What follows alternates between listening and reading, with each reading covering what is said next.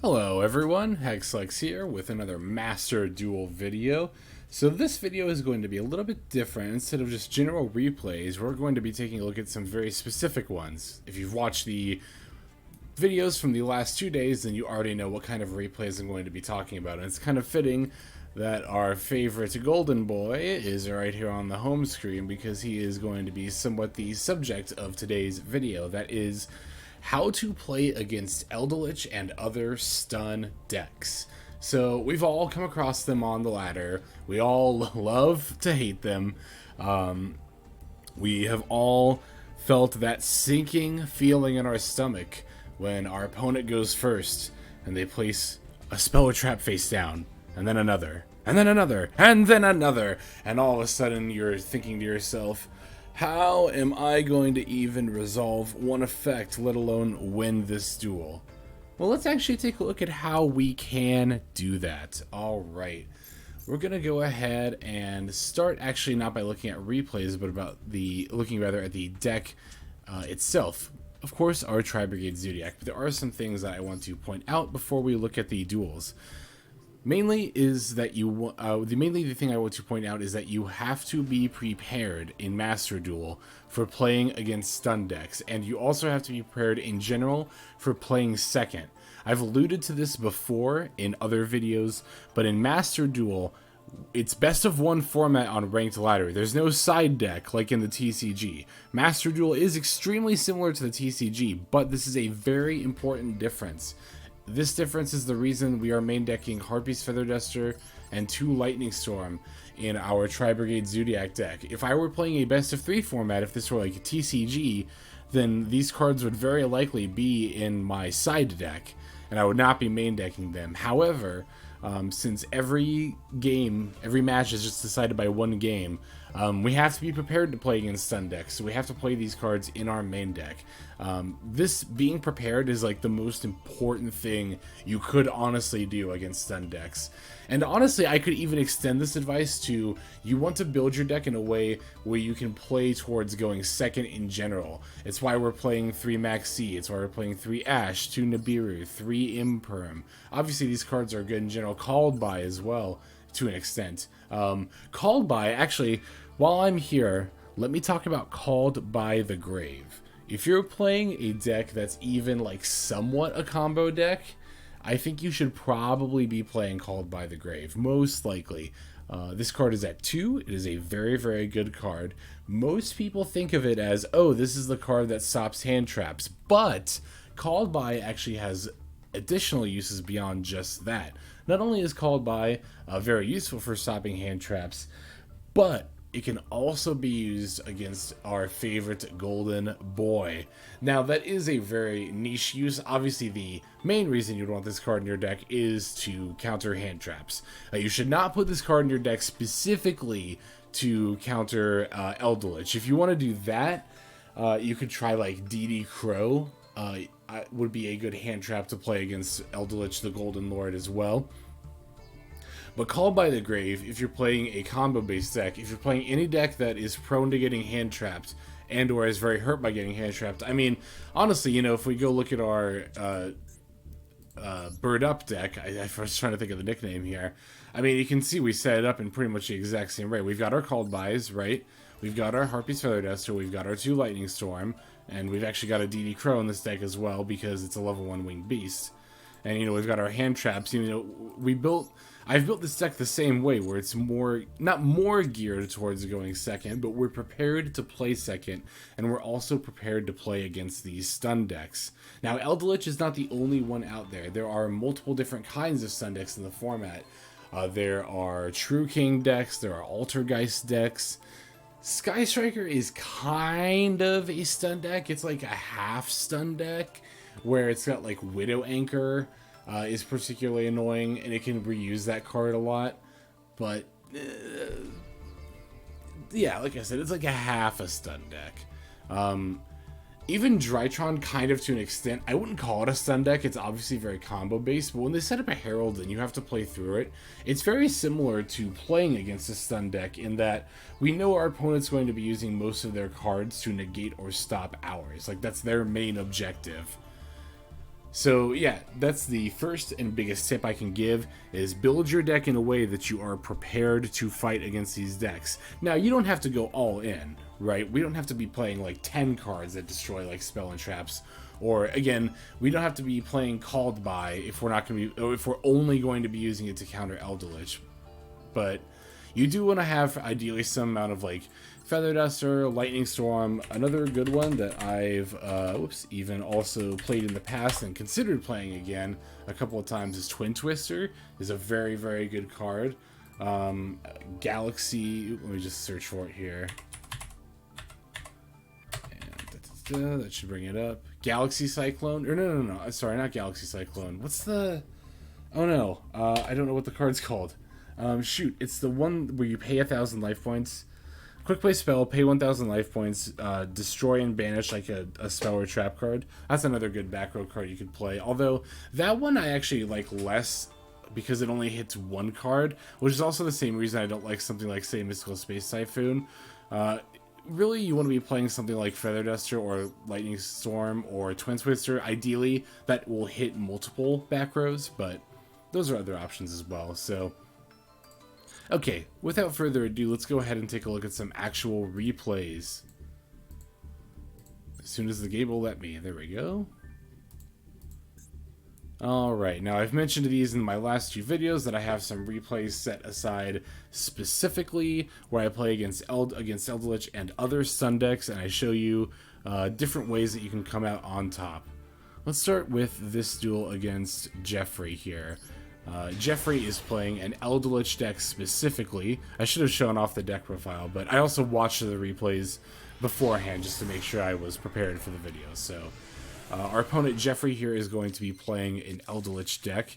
Now you can see that we opened with, you know, Ash, Nibiru, Tenki, Desires, Called By. This is a fairly good first turn hand. We are going first. This is a fairly average hand. I'm going to Tenki for Fraktall, and then I'm going to Desires, try to get more combo potential. I do draw the Feather Duster here, which was fairly lucky on my part, which we're going to see, you know, against Eldlich. In a vacuum, this is like kind of an average to meh draw because it's not helpful first turn. And you can see we didn't get that much of a combo play. We do have Ramram, which is going to end up being nice against our opponent's trap cards, potentially. But, I mean, for the most part, you know... Oh, no, you know what? I actually ended up... No, I put the Nibiru back here, sorry. Yep, anyway, so yeah. We set up a fairly... This is like an average first turn, right? We set up a Rugal, we set up a Revolt. I throw the Called By face down, just in case. Yep. You see our opponent's playing Eldlich. I'm immediately going to Called By their Eldlich to negate its effect and also get it out of the graveyard. One thing to know about playing against Eldlich is while their back rows are scary, if you completely cut them off from access to their Golden Boy, then there's not really a whole lot they can do. I mean, they're going to lock you down from being able to do much, but without the Golden Lord, they can't really apply any other kind of pressure. Like, they can't apply pressure in forms of board presence in terms of monsters, and they can't apply pressure to your life points that way. So, if nothing else, if you're able to banish or shuffle back your opponent's Golden Lords with various effects, you could at least do that to try to get ahead against Eldlich.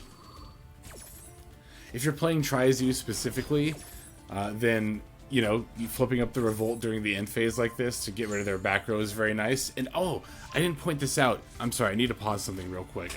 I meant to point this out in the moment. So, when picking which of the back row to banish, right, I'm always watching for the one my opponent sets first. Now, most of the time, and this is like kind of like a, I don't know, you could say this is kind of like a variance thing that maybe I'm just like, confirmation bias is the phrase I'm looking for. This could be confirmation bias. However, I think as a rule, unless you're thinking about it specifically, we tend to just set the most important spell or traps, the ones we want on the field most. People tend to set those first. So that also is the one that I will destroy first. When they're all face down and it's quote-unquote kind of random anyway, I'll always target the one my opponent set first. In this case, if you go back and watch, again, I'm sorry I didn't point it out, I meant to, but if you go back and watch the replay, my opponent set the card in this zone first, which is why I targeted this one with Omen, or not targeted, Omen doesn't target. It's why I banished this one with Omen, and we can see it's Gozen match, which is actually particularly scary against this deck in particular. So that ended up being a really, really good hit on our part. So that is a slight bit of advice I can give. It's like a minor tip, right? If you don't do it, is it really going to change anything?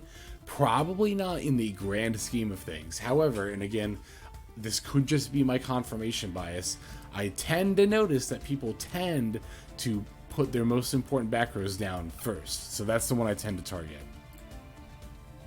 Anyway, they are going to have a lava golem here, which is a bit scary.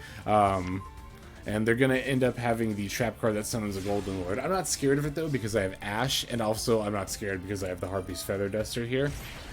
So after I Harpies, I can't remember if they concede. Yeah, they just concede. Okay, I would have liked to see what these two back rows are for the video.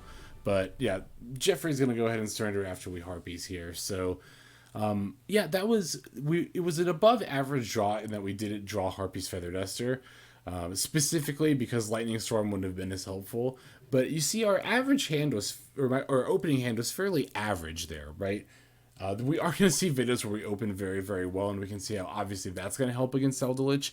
But most importantly, I wanted to start off like an average hand and how we can like play through our opponent's turn if we go first. Alright, so the next duel I'm going to show is actually this top one here against Domari. You can see this is one where it goes on for a while, and in that way this is kind of like a less than ideal game for us. Now, stun decks like Eldlich, they want the game to go on longer. The longer the game goes on, the more likely they have a chance of winning. So the fact that we were able to go on for 18 turns and still win is kind of fascinating here. And we're actually going to look at our opponent's deck because our opponent is not playing Eldlich per se, but they're playing Altergeist, which is another stun deck. You can see they've got Torrential, they've got Evenly Matched. More than anything else though, they've got Altergeist Protocol, which is going to negate our effects, and then they've also got this monster. This is my least favorite card when I'm playing against Altergeist, is Siliquitus here. It's able to bounce our cards as a quick effect. So Altergeist is again, not exactly Eldlich, but as you can see, a very trap-heavy deck, very controlling deck like Eldlich. Without further ado, let's go ahead and jump straight into this one. And we'll see how we can actually end up coming back and winning from a less than ideal position.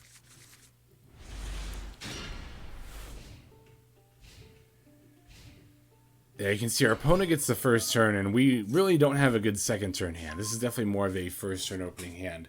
Our opponent's going to summon the Marionetta, which is immediately going to set up an Altergeist Protocol, which is very annoying. 1-for-1 is going to get Meliseek, which is going to let our opponent go into Hextia.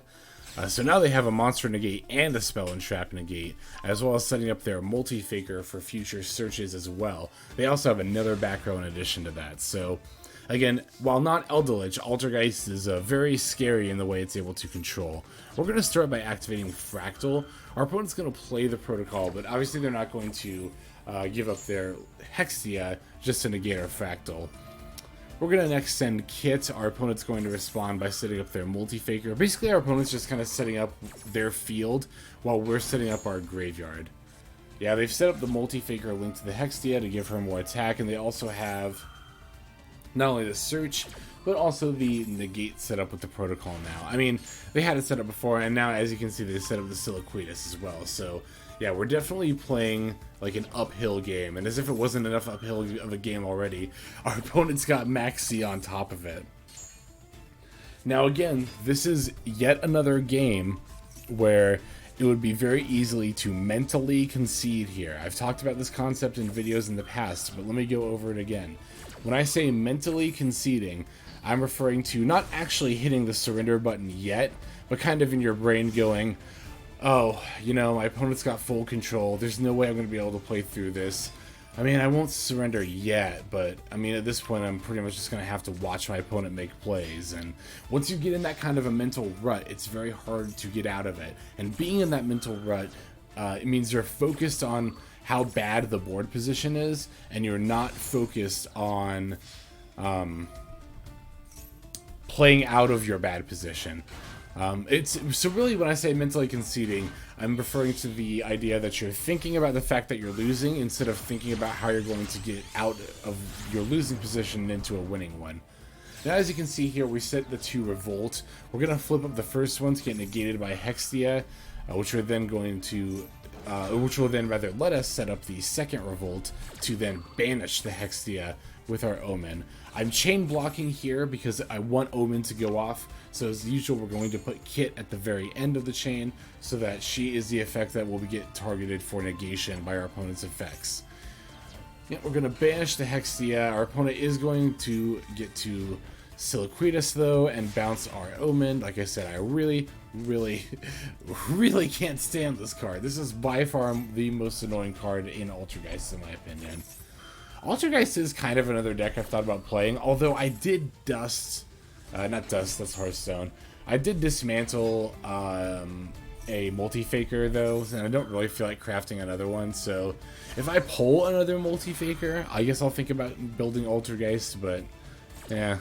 If I was going to play a stun deck, honestly, I'd probably just build Eldlich. Which, if I wasn't making videos, honestly, I probably would have built Eldlich by now, to be totally honest with you, but I just don't feel like people want to see content of Eldlich. I think people will just find it boring.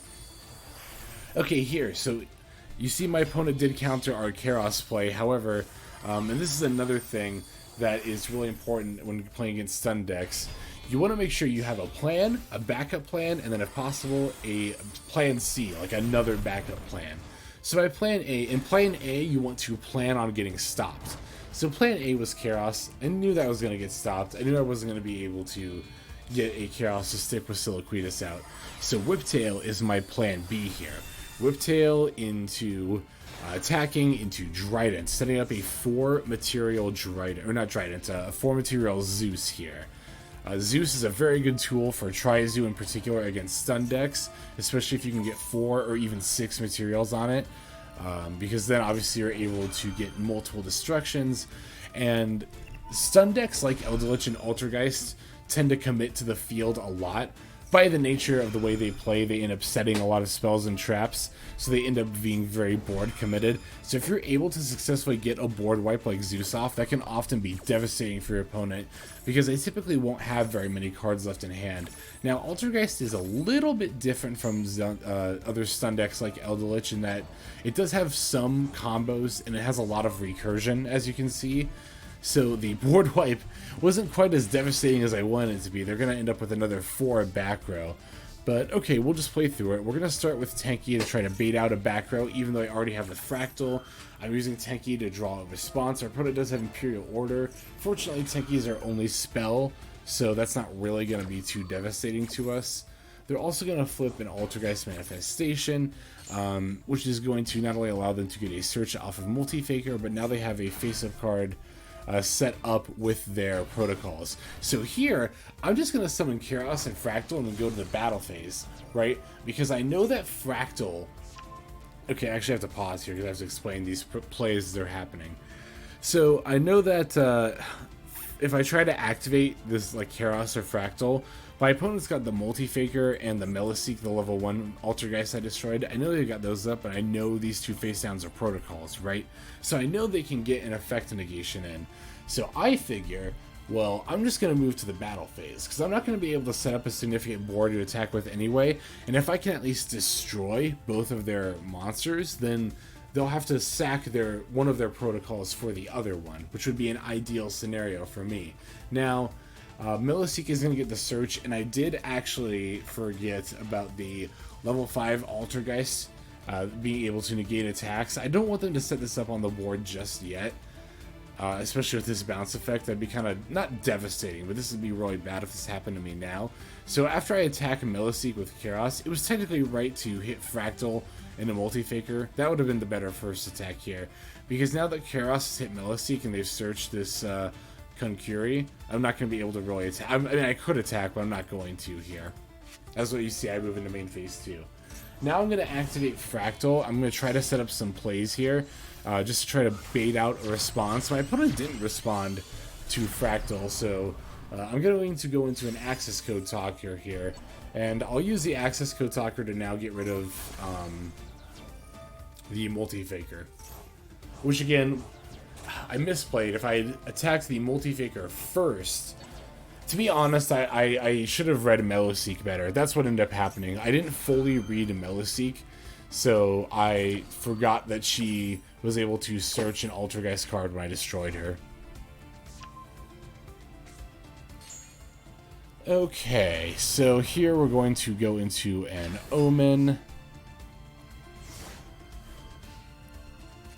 And, yeah, we do have to play against a bunch of back row here and an Imperial Order. So any top deck spell is not really going to help us like this Pot of Desires, unless we destroy it first. Now here, I considered playing using access code on Imperial Order first, but I decided to go for the summon to try and draw a negate first. I know access code can't get negated, but that was a misplay because they did end up having the Torrential Tribute, which I am really bad about playing around because it's not a rare card to see, but it's kind of uncommon to see, right? Now, fortunately for us, earlier our opponent got rid of our Zeus by putting it back in our extra deck, and we left a Boarbow, and this is always why I always leave Boarbow, because attacking directly with it can be relevant, and in this case it ended up being relevant because, again, they put Zeus back, right? So we're able to get Zeus out again. Now, I know they've got Protocol, and I know they can negate, so I have to be really careful about when and how I Zeus here. Our opponent just sets a card. I'm just going to switch Zeus to attack mode and attack directly. We're going to have to attack into this Altergeist monster at some point. We get to chain Maxx and at least get a draw here out of it. But yeah, that's the other thing too about playing against stun decks. If you have an effect that you know is coming up, and it's it's going to interrupt your plays, but you don't have any other way of getting rid of it, you're just going to have to mentally commit to, like, I'm going to have to get my effect negated. And that's why I say you want to be playing out your plays carefully and playing out your least important and or least committed effects first. That way you can draw out your opponent's negate, get your least committal plays. And what I mean by that is, like, a play that doesn't use your normal summon, a play that doesn't use just too many resources in general, that your opponent will still want to negate, right? Here our opponents now got 5 back row, and they're not drawing monsters. I think they're actually, like, out of Altergeist monsters to get at this point, so we're just going to go ahead and smack them with our Zeus, right? Our opponent's got 4 back row, but I'm not feeling particularly scared of them because, they're not stopping our attacks, and they're really just setting monsters and passing. And I know if I try to activate Zeus's effect, it's going to get negated anyway. And I definitely don't want Zeus's effect to get negated because due to Protocol's effect, Zeus will also get destroyed.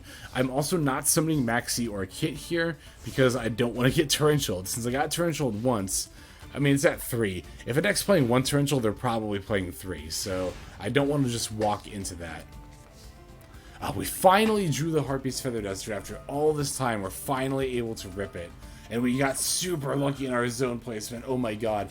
Like, if I had played it in that other zone, it would have gotten negated here, which would have been real bad. Now, if we look, our opponent didn't have Torrential, but they did have an evenly matched, so it was still good that we weren't committing to the board necessarily. And there we're able to finally get the win. So that is a good example of, like, how to play against stun decks when things don't necessarily go right. It's all about being tenacious, right? And while it's true that the longer the game goes on, the more likely our opponent is to win, that doesn't mean we can't win. We were able to just grind our opponent out of resources eventually. I mean, we were also at the brink of being out of resources. That Kitt was, like, literally the last monster in our deck. But you can see by just being tenacious, we were able to pull through. Okay, now I've got a couple of other games. Let's take a look at another game against Eldlich. This game against Supermassive. Now, I am going to go first, and in this duel, I do get a really strong opening. And you could argue, like, oh, Hexlex, like, of course you're going to win against Eldlich when you open really good. But it's possible to open well and still lose against decks like Eldlich. So we have to open well and also play well against them. And I'm also going to get to show you guys some really cool ways of dealing with floodgates that you might not have realized works in this game. Like I said, this duel is going to be against Eldlich specifically. We're going to start off with a Tenki for a Fraktall for a fairly standard play. You see I Tenki'd even though I already had a Fraktall. I like to do this even though I only got a Thoroughblade that I'm not going to end up using this turn. But I do like to do this. Oh, sorry, I do end up using it this turn. My apologies. But yeah, I like to do this. I like to Tenki even though I have Fraktall already because it'll potentially draw out an Ash from the opponent. And if we can draw out the negate on the Tenki, which doesn't matter as much, that's completely fine with me. Then we can Fraktall, and then from there we can just go into our actual play. So that's just a general tip, not even against stun decks, right? Is just to Tenki for a Fraktall, even though it might not look necessary. Now here you can see we got like a great opening. Like this is far above average. We set up a 3-material Appalachia with a Drident and an Ancient Warriors Double Dragon Oath. I keep calling it the full name. I don't know why. Our opponent's going to Prosperity here, and as we can see from the cards they're flipping, it's going to be an Eldlich deck. Although this setup is really, really strong, and I'm going to show you how Drident and Double Dragon here are going to help again against these floodgates. Now, as soon as our opponent plays their Cursed Elderland, I'm going to want to negate it because I don't want them to get their Golden Lord, and it's just not something I'm trying to deal with right now. They're still going to get to send one, but I don't want them to add one to hand necessarily. So we're going to we're going to flip up Revolt in response to our opponent's Eldelixir here because of the way that the... oh, you know what? Sorry, I'm going to let this play out for a second. I believe this was actually a misplay on my part because I thought I was going to be able to get a Shurigg here. That's right. Which is why I randomly summoned this Rugal. So I did actually misplay in this duel.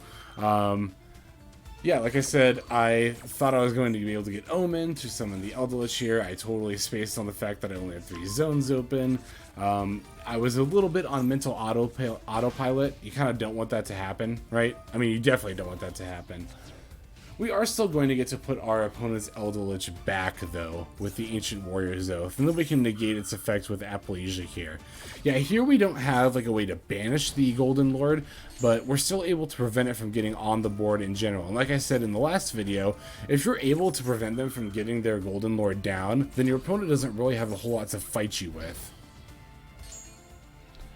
So our opponent's going to set their last 2 cards, and then they're going to, set this card as well. The one that summons the Eldlich from the deck, and they're going to pass back to us.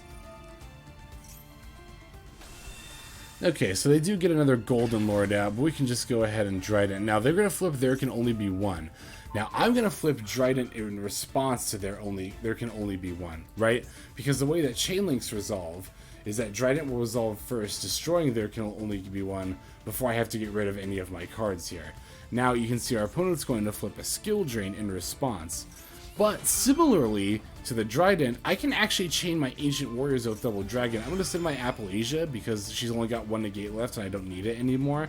And now the way the chain is going to resolve is Double Dragon is going to bounce Skill Drain. Skill Drain will activate, but it's no longer on the field, so it can't negate my effects. Then Drident will activate, destroying There Can Only Be One, which will then resolve, but again won't be face up on the field, so it can't force me to send anything away here. Yeah, very, very handy way of playing around these floodgates. Now, obviously, again, I opened very well to be able to do that, but yeah, you might not have realized that you could use cards like Double Dragon and Zoodiac Drident in that way. You can actually chain them to floodgates in order to get rid of them. Another way to get rid of Skill Drain in particular, I left a comment about this in one of my previous videos, but here's a pro tip for playing against Skill Drain. If you're able to summon Access Code Talker, you can activate Access Code Talker's effect to banish itself and then destroy the Skill Drain. This works because Access Code Talker is no longer on the field when its effect is resolving, and since it's no longer on the field, Skill Drain can't negate it. Therefore, you can destroy the Skill Drain. So yeah, you don't always have to have like specifically Harpie's Feather Duster, Twin Twister, or Lightning Storms like spell trap removal to get rid of those back row. If you're able to set up Double Dragon or Drident, floodgates in particular, if you're able to set up like Double Dragon or Drident like that, you can use those to get rid of floodgates as well. Additionally, like I mentioned, you can also get rid of a face-up skill drain with an access code talker. Okay, this is going to be the last game we look at here. This is going to be a replay against True King, which is a stun deck that relies on like tributing face-up spell and trap cards to summon these big powerful monsters, and then also throwing a bunch of back row down in addition to that.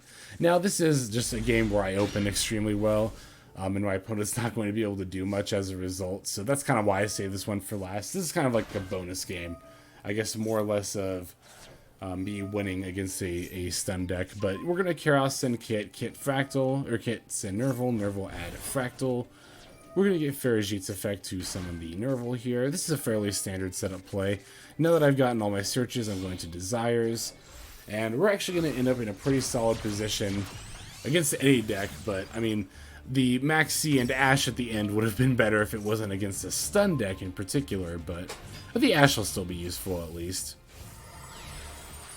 Yeah, you see we're able to set up a Drident in this game as well. And we also have the Nervall and the Rugal and the Nervall's effect still to go into. I think we go into an Appalachia. I need to stop doing that. I actually do. It's not just the comment that pointed it out. It would annoy me if I was watching a video and my opponent was trying to guess what they were, or the person I was watching was trying to guess what they were going to do, and then they just were wrong. So that's why I need to make an effort to stop doing it. But I also need to stop pointing it out too. Anyway, yeah, this is another game where we set up Appalachia, 2 materials instead of 3. But we also set up the Double Dragon and the Drident as well. Now, our opponent's going into duality here, and obviously at this point we can tell that they're playing a True King, True Draco deck. They are going to set a bunch of cards. They get the tribute summon for Dynamite. They also have the card of Demise, but fortunately we have the Ash, so we can stop the card of Demise here. Yeah, this quick effect's going to activate, which will let them add a continuous trap card. I'm going to negate that with Appalachia, just so they don't get the search. And we're able to stop them from getting more draws as well. Stopping that card of Demise was pretty important here, because obviously if our opponent would have gotten to draw more cards, they could have set a bunch of more back rows down on the field, and then obviously we would be in a much worse off position in that case. So yeah, if you see your opponent trying to refuel and you're able to stop it, do it. Don't wait for like a floodgate to negate. Stop them refueling so that you can stop potentially multiple floodgates. And yep, from there we're able to, I went to banish one of their back row, but at that point obviously they didn't have much, and we're able to just win from there. Like I said, that's kind of like a bonus game there that I threw on at the end, but just another example of how a strong opening is obviously one of the best ways to win against Eldlich and other stun decks.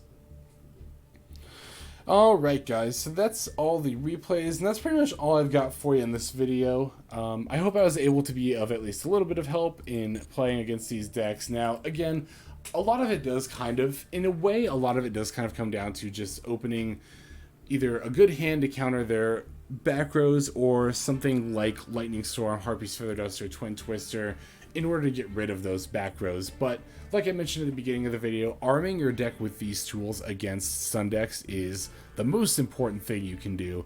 And then playing well, even if we're in a position where we're behind and or the game is going long, in various ways can help us also pull through and get those victories against them. Again, I know it can be frustrating. There are often times where you'll play against like 3 Eldlich decks in a row and they all just completely lock you down and you weren't able to do anything. Well, one, you shouldn't be focusing on that. What I just said should not be your train of thought. 2, you might have been able to do more than you realize. You might have succumbed to mentally conceding, and just keeping out of that mindset is going to do much, much more than just about anything else to beating not only Eldlich stun decks, but just winning games in general. Called By, again, is another great card to have against Eldlich, and also if you're playing a combo deck, you want it in general against hand traps anyway. I'm just trying to mentally recap all of our tips here, but Obviously, if you've watched up to this point, you've seen everything anyway. And I also have to thank you very much if you've watched up to this point, or even if you've watched just a little and are not seeing this message at the end. I appreciate literally any amount of viewership. It all seriously means the world to me. As I say all the time, I really, really appreciate it. In any case, that's going to do it for today. This is Hexlex, signing out. Have a great day.